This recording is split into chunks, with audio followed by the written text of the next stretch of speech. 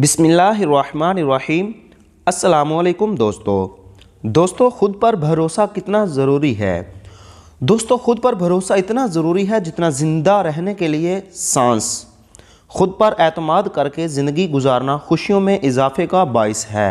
खुद एतमादी एक ऐसा खूबसूरत एहसास है जो हम अपने लिए अपने दिल में रखते हैं, एक ऐसा तासुर जो हमें हमारी अहमियत बताता है।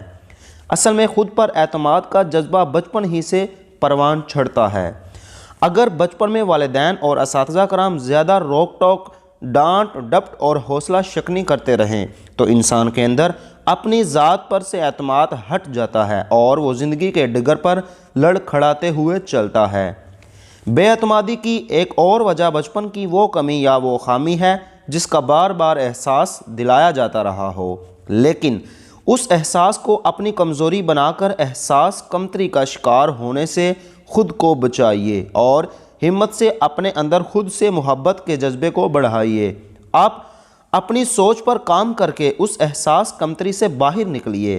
अपने अंदर खुद एतमादी पैदा करने के लिए हमेशा अपनी खूबियों पर नज़र रखें दोस्तों, क्योंकि खूबियों के बगैर तो कोई भी इंसान पैदा नहीं हुआ। खुद से बातें करें, अपनी खूबियाँ लिखें और ख़ुद को बताएं। जिस तरह आप अपनी ज़ाहरी शक्लो सूरत को बेहतर से बेहतर करने की कोशिश करते हैं, इसी तरह आप अपनी अंदरूनी सोचों की तरबियत के लिए भी कोशा रहें। अपनी खूबियों और सलाहियतों पर मुकम्मल यकीन रखें। अपनी अंदरूनी खामियों पर तवज्जो दें, इन पर काबू पाना सीखें। अपनी गलतियों से सीख कर आगे बढ़ें।